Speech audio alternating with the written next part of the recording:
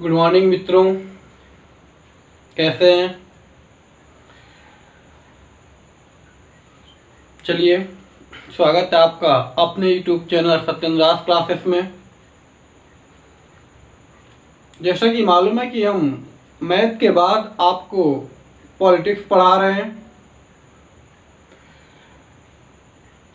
हाँ, पॉलिटिक्स की ये दूसरी क्लास होगी।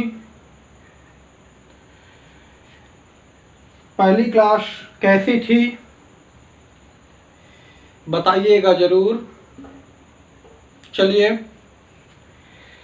आते हैं। टाइम आपको मालूम है कि मैं ज़्यादा टाइम वेस्ट नहीं करता हूँ, अपने मेन टॉपिक पर आते हैं। बट थोड़ा इतना ही कहना चाहते हैं कि अगर हम इतना मेहनत कर रहे हैं आप लोगों के लिए, आपको सारी चीज़ें फ्री में मिल रही हैं, ठीक है। सारे कोई, जैसे कि कल किसी ने पूछा था कि सर कोई पेड बैच कराते, हमने कहा ना। अब तो हम बता रहे कि हम कोई भी पेड बैच नहीं कराते, हम सब फ्री में अवेलेबल करवा रहे हैं, ठीक है। तो कुछ भी, किसी कोई भी चीज़ पढ़ना हो, कुछ भी पढ़ना हो तो कमेंट्स करके ज़रूर बताइएगा। सारी फैकल्टी आपको अवेलेबल मिलेगी इस चैनल पर, ठीक है। तो चलिए, जैसे कि हम कल बात कर रहे थे प्रेसिडेंट के ऊपर, ठीक है। तो प्रेसिडेंट के ऊपर हमने, राष्ट्रपति के ऊपर हमने चर्चा ये की थी कि उसका पद हो गया था, ठीक है। उसके पद के बाद उसकी योग्यता भी हो गई थी, ठीक है। निर्वाचन की बात चल रही थी। और जब निर्वाचन की बात चल रही थी, यानी कि हम अनुच्छेद 54 के बारे में पढ़ने वाले थे, ठीक है। कुछ बता भी दिए थे अनुच्छेद 54 में, निर्वाचन के बारे में आपको हम बता दिए थे, ठीक है।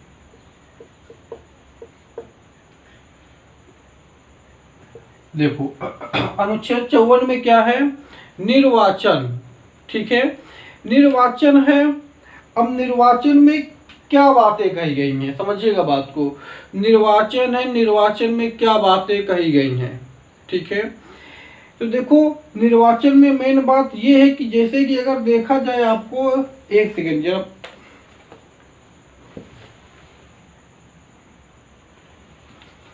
तो 54 में क्या है? निर्वाचन। अब देखो, निर्वाचन के बारे में जरा जानकारी एक्सप्लेन से लेते हैं, ठीक है, कि इसका निर्वाचन कैसे होता, कैसे नहीं होता, ठीक है। देखो, जब इसका निर्वाचन होता है तो इसके निर्वाचन में पार्टिसिपेट कौन कौन करता है, ठीक है। तो जो राष्ट्रपति का चुनाव होता है, जिनके द्वारा किया जाता है, उसे कहते हैं निर्वाचक मंडल। क्या कहते हैं? निर्वाचक मंडल कहते हैं, ठीक है। इस निर्वाचक मंडल में कौन कौन होता है, किसके द्वारा मिलकर ये निर्वाचक मंडल बनता है, देखते हैं। तो इसमें क्या होता है, 3 प्रकार के मेंबर आते हैं, ठीक है। एक मेंबर होते हैं लोकसभा के, राज्यसभा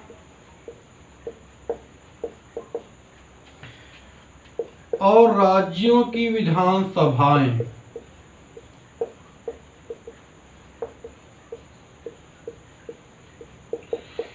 के निर्वाचित सदस्य।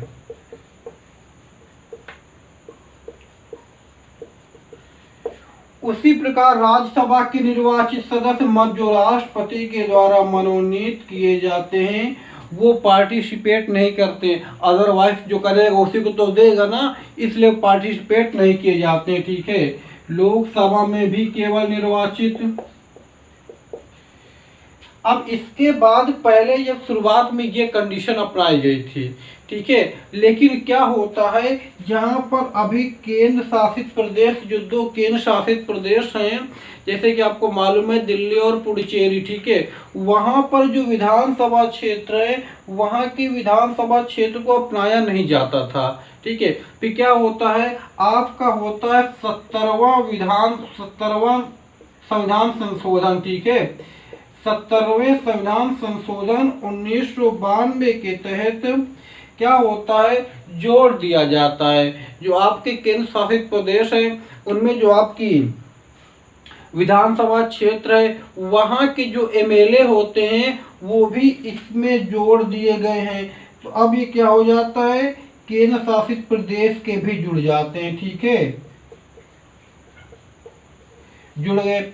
यानी कि इतने लोग होते हैं जो इसको राष्ट्रपति के चुनाव में भाग लेते हैं। और एक बात देखो, राष्ट्रपति का जो चुनाव होता है वो अप्रत्यक्ष होता है, ठीक है, अप्रत्यक्ष रूप से होता है। अप्रत्यक्ष का मतलब ये होता है कि जैसे कि आपने इंग्लिश में पढ़ते हैं डायरेक्ट इनडायरेक्ट पढ़ते हैं वही, यानी कि हम डायरेक्ट इनडायरेक्ट में क्या होता है, किसी की बात को किसी और के द्वारा कहा जाता है। यानी कि जो ये होते हैं ये राज्यसभा जो लोकसभा के मेंबर होते हैं, ठीक है, और जो राज्य के विधानसभा के निर्वाचित सदस्य होते हैं इनको किसके द्वारा चुना जाता है, हम लोगों के द्वारा ही तो चुना जाता है ना। एमपी ये सांसद होते हैं और ये एमएलए होते हैं, विधायक होते हैं, मेंबर लेजिस्लेटिव ऑफ असेंबली, ठीक है, तो हम लोग उनको चुनते हैं, फिर वो लोग राष्ट्रपति को चुनते हैं। तो ये होता अप्रत्यक्ष, ठीक है। उसके बाद ये बात तो क्लियर हो गई कि निर्वाचक मंडल इनके द्वारा मिलकर के बनता है, ठीक है।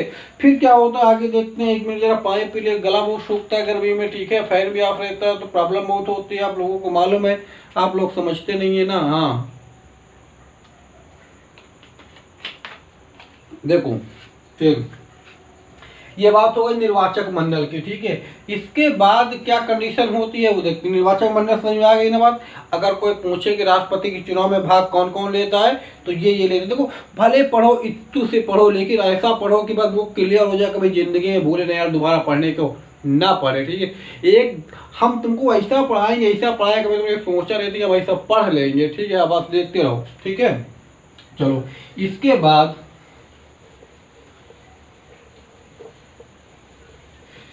जब इसका निर्वाचन शुरू होता है और बातें पहले सीखते हैं। जैसे कि मान लो शुरुआत में क्या था, अब राष्ट्रपति का पद बहुत बड़ा पद माना जाता है, मालूम है राष्ट्रपति भारत का प्रथम नागरिक होता है। तो इसके लिए सब लोग उस पद केवल इतना सोचने के लिए यार हमने राष्ट्रपति का चुनाव लड़ा था तो लोग खड़े हो जाते थे, ठीक है। तो इसके लिए फिर क्या होता है 1997 में, ठीक है, जब आपके राष्ट्रपति बनते हैं के शंकर नारायण बनते हैं, ठीक है। ये इस समय क्या होता है, इन्होंने एक घोषणा कर दी। क्या घोषणा कर दी, इन्होंने कह दिया कि जो अब राष्ट्रपति के चुनाव में पार्टिसिपेट करना चाहता उसके लिए कंडीशनें होंगी। क्या कंडीशन, उसको 15,000 रुपया जमानत राशि जमा करनी होगी। जमानत राशि कितनी, 15,000। दूसरी कंडीशन क्या होगी, कम से कम 50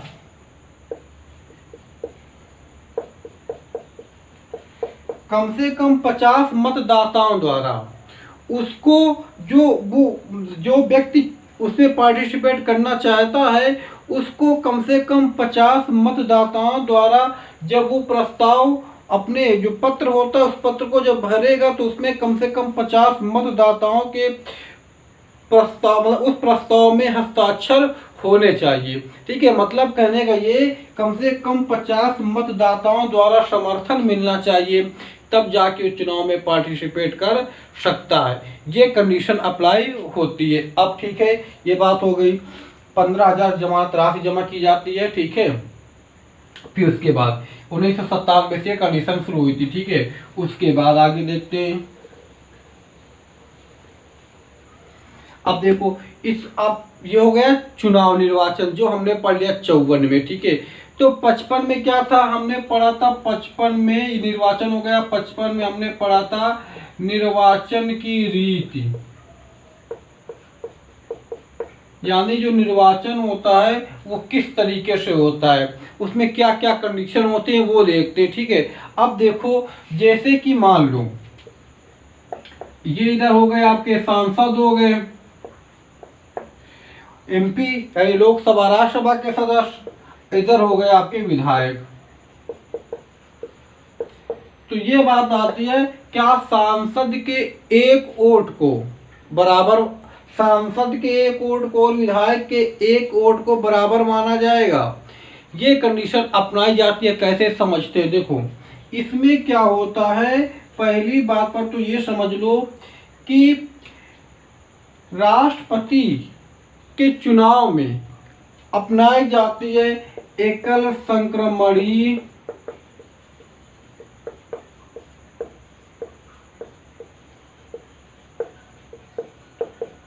अनुपातिक पद्धति।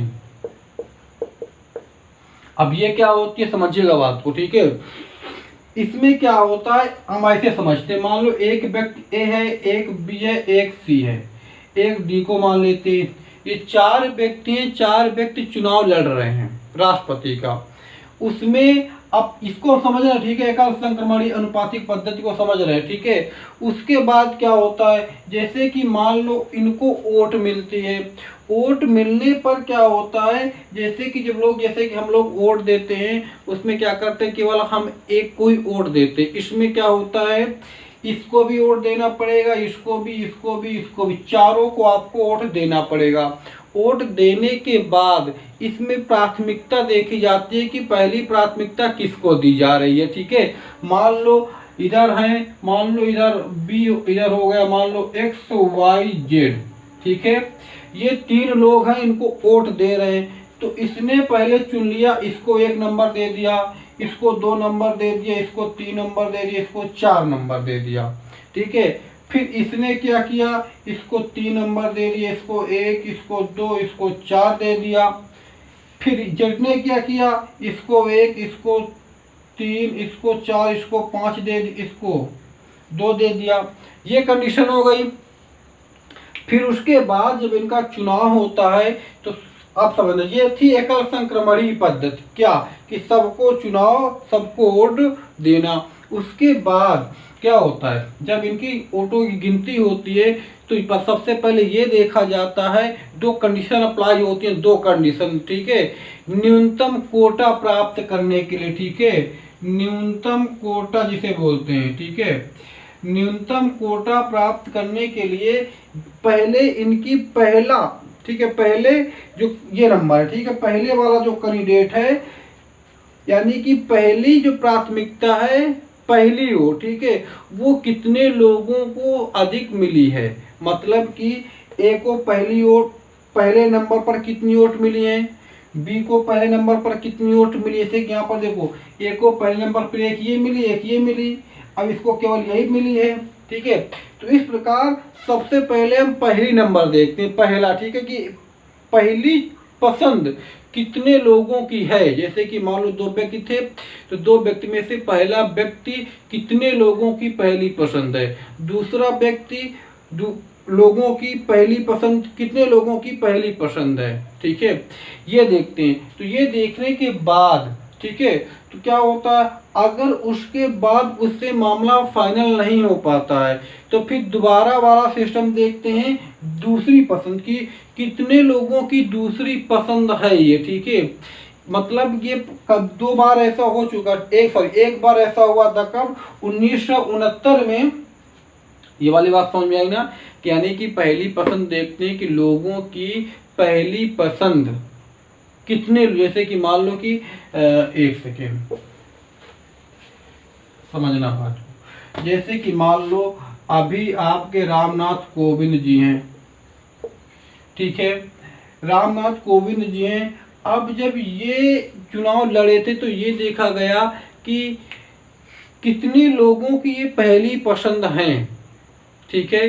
अब मान लो जैसे कि ये मान लो कुछ भी मान, जैसे कि मान लो 485 लोगों की पहली पसंद थी, ठीक है। उसके बाद और कोई एक व्यक्ति मान लो मीरा कुमार को मान लो, ये मीरा कुमार थी, ये केवल 450 लोगों की पहली पसंद थी, समझना बात को। तो क्या तुमको लगता है कि इनको जीता माना जाएगा? नहीं, इनको क्यों नहीं जीता माना जाएगा? अभी एक सिस्टम होता है कि कुल जितने वोट पड़े, समझना बात को, कुल पड़े मत, कुल मत बटे जो उसमें पार्टिसिपेट कर रहे हैं राष्ट्रपति के चुनाव में, समझना बात को, जो राष्ट्रपति के चुनाव में पार्टिसिपेट कर रहे हैं, ठीक है, उतने व्यक्तियों से उसको डिवाइड किया जाता है। डिवाइड करने पर उस पर एक और जोड़ा जाता है, उतने मत अगर इसको मिल रहे हैं, उतने मत इसको मिल रहे हैं, इसको जीता माना जाएगा।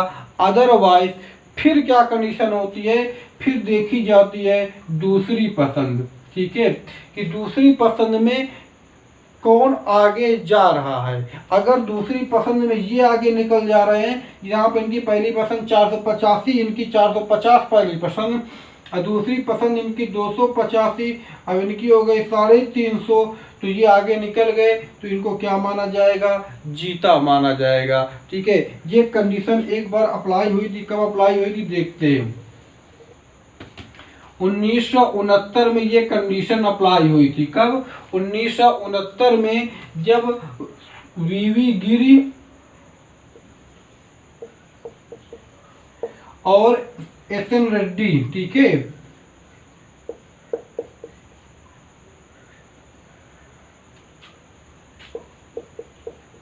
ये एसएन रेड्डी, ठीक सही, हाँ एनएस, ठीक है, एनएस रेड्डी, ये क्या थे, जब इन्होंने चुनाव लड़ा था तो फिर दूसरी वाली पसंद को अपनाया गया था। ठीक है, नीलम संजीव रेड्डी और 12 मिहिर वेंकट गिरी। ठीक है, इन लोगों ने, जब इन लोगों का चुनाव हुआ था तो पहली बार से ये लोग जीत नहीं पाए थे, फिर दूसरी बार दूसरा पसंद अपनाई गई थी, इसमें ये जीते थे। ठीक है, अब देखो, और अब ये बात को सब कुछ समझ में आ गई होगी। ठीक है, अब और देखते हैं।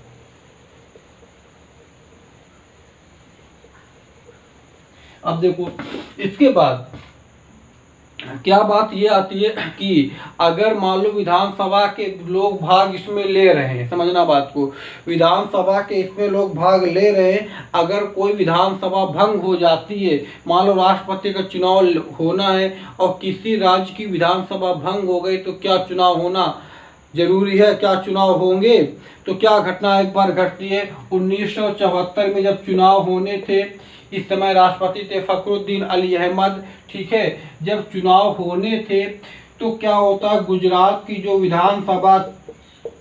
गुजरात की विधानसभा थी, ये भंग हो जाती है। ठीक है, जब ये भंग हो जाती है तो क्या बात आती है, फिर जो फखरुद्दीन अली अहमद, ठीक है, अनुच्छेद 143 के तहत आपको मालूम है कि सर्वोच्च न्यायालय से राष्ट्रपति सलाह ले सकता है। ठीक है, तो जब सर्वोच्च न्यायालय से सलाह ली गई कि क्या किसी राज्य की विधानसभा भंग होने पर राष्ट्रपति का चुनाव रोका जा सकता है, तो सर्वोच्च न्यायालय ने, सुप्रीम कोर्ट ने यही कहा कि नहीं, अगर राष्ट्रपति का चुनाव होना है, एक या दो राज्यों की विधानसभाएं भंग होती हैं, तो उसकी वजह से राष्ट्रपति का चुनाव नहीं रोका जा सकता है, राष्ट्रपति का चुनाव होगा, विधानसभा भंग होने से कोई मतलब नहीं है। ठीक है, ये बातें हो गई। और देखते हैं 1974 की बात थी, जब थे राष्ट्रपति फखरुद्दीन अली अहमद। ठीक है, उसके बाद अब ये बात आती है, सर आप लोग पूछेंगे सर क्या जो राज्य होते, प्रत्येक राज्य के जो, मान लो कि समझना बात को, एक मान लो गोवा का, कुछ ही मान लो, एक मान लो उत्तर प्रदेश, ठीक है, उत्तर प्रदेश, या ये मान लो उत्तर प्रदेश में मान लो और भी इसके क्षेत्र मान लो, ठीक है, विधायक मान लो, एक मान लो फतेहपुर जिला का मान लो, एक मान लो इलाहाबाद का मान लो। अब देखो इलाहाबाद फतेहपुर में, ठीक है, अब यहाँ का जो विधायक होगा वो कम, समझना बात को, वो कम मतलब कम जनसंख्या वाले क्षेत्र को चुने, उस फतेहपुर की कम जनसंख्या, तो कम जनसंख्या को प्रतिनिधित्व कर रहा है, ये वाला ज़्यादा को कर रहा है, तो क्या इनके वोट समान होंगे, नहीं। इसी के अकॉर्डिंग देखा जाता है कि वह कितने सदस्यों को, सॉरी, वहाँ कितने जनसंख्या का प्रतिनिधित्व कर रहा है, जो ज़्यादा जनसंख्या का प्रतिनिधित्व करेगा उसका एक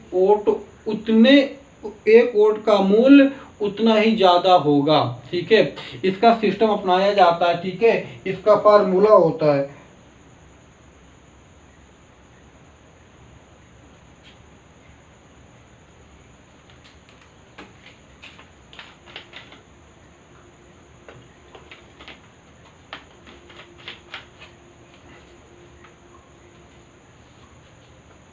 ठीक है, मतलब कहने का ये सबका वोट एक समान नहीं होता है। जनसंख्या के अकॉर्डिंग एक वोट का मूल्य गिना जाता है। ठीक है, तो यह आपका हो गया निर्वाचन। ठीक है, ज़्यादा हमको डीपली नहीं पढ़ना, वैसे भी हमने सब कुछ बता दिया। ठीक है, इसके बाद 55 हो गया।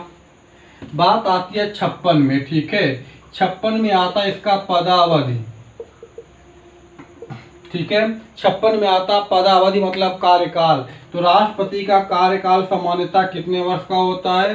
5 वर्ष का होता है। ठीक है, लेकिन इसके पहले भी उसको उसके पद से हटाया जा सकता है महाभियोग की प्रक्रिया लगाकर। महाभियोग लगाकर उसको इसके पद से पहले भी हटाया जा सकता है। ठीक है, अब देखो महाभियोग, अब पहले इसको समझते हैं। 5 वर्ष तक ये अपने पद पर बना रहता है। जब अपने पद पर ये 5 वर्ष तक बना रहता है तो बात आती है कि क्या ये इससे अधिक तक अपने पद पर बना रहता है? हाँ, बना रहता है। ठीक है, 5 वर्ष से अधिक तक भी वो अपने पद पर बना रहता है। यदि मान लो 5 वर्ष हो गए, राष्ट्रपति का चुनाव होना था बट किसी कारणवश नहीं हो रहा है, तब तक ये अपने पद पर बना रहेगा जब तक अगला व्यक्ति राष्ट्रपति का पद नहीं धारण कर लेता तब तक। ठीक है, और देखो अगर यह संविधान के खिलाफ कोई काम करता है, ठीक है, तो इसके ऊपर महाभियोग की प्रक्रिया लगाई जाती है। ठीक है, इम्पीचमेंट जिसे बोलते। ठीक है, महाभियोग। महाभियोग की प्रक्रिया कहाँ से ली गई है? यूएसए से ली गई है। ठीक है, America, United state of America से ली गई है। ये इम्पीचमेंट महाभियोग क्या होता है? अब जैसे कि ये पूछा जाता क्वेश्चन यार, कैसे पूछा जाता? देखो, पूछा जाता है कि महाभियोग की प्रक्रिया लोकसभा के सदस्यों द्वारा या राज्यसभा के सदस्यों द्वारा किसके द्वारा लगाई जा सकती है? तो हम आपको बता दें कि यह किसी भी सदन के द्वारा लगाई जा सकती है, वो चाहे लोकसभा के द्वारा या राज्यसभा के द्वारा। लेकिन हाँ, अगर मान लो लोकसभा के द्वारा लगाई जा रही है, ठीक है, लोकसभा के द्वारा लगाई जा रही है, तो कम से कम 1/4 लोकसभा के, जैसे कि मान लो हम लोकसभा के सदस्य, हम सोचे हम लगा दें महाभियोग की प्रक्रिया, तो नहीं, कम से कम 1/4 सदस्यों के द्वारा वह महाभियोग की प्रक्रिया शुरुआत में पारित होनी चाहिए। ठीक है, पारित होने के बाद 14 दिनों तक ये प्रक्रिया ऐसी पड़ी रहती है। 14 यानी कि राष्ट्रपति को सूचना दे दी जाती है 1/4 के द्वारा। ठीक है, उसके बाद 14 दिन के बाद संसद, उसी सांसद जो होती है, यानी कि लोकसभा, पहले अगर ये लोकसभा से शुरुआत हुई तो लोकसभा में दो, अगर उसको फिर छानबीन की जाती है, देखा जाता है क्या ये सही है, क्या ये गलत है। ठीक है, तो फिर उसके बाद अगर 2/3 सदस्यों के द्वारा, यहाँ पर 1/4, फिर छानबीन करने के बाद 2/3 सदस्यों के द्वारा, ठीक है, किसके द्वारा? 2/3 सदस्यों के द्वारा अगर वह सही पाया जाता है, ठीक है, वह जब सही पाया जाता है तो इसके लोकसभा शुरू हुई थी, फिर जाएगी राज्यसभा में। ठीक है, और राज्यसभा से भी अगर 2/3 सदस्यों के द्वारा वह महाभियोग की प्रक्रिया पारित कर दी जाती है तो राष्ट्रपति को अपना पद 5 वर्ष से पहले भी त्यागना पड़ सकता है। ठीक है, हाँ, ये बात समझ में आई ना? चलो, इसके बाद हम देखते हैं शपथ ग्रहण। ठीक है, सही, शपथ ग्रहण 56 हो गया। 57 में हम देखेंगे, 57 में क्या देखेंगे? जो पुनर्निर्वाचन की पात्रता होती है, क्या होती है? पुनर्निर्वाचन की पात्रता होती है। ये क्या होता है, या देखने के लिए आप अगले एपिसोड का इंतजार करें।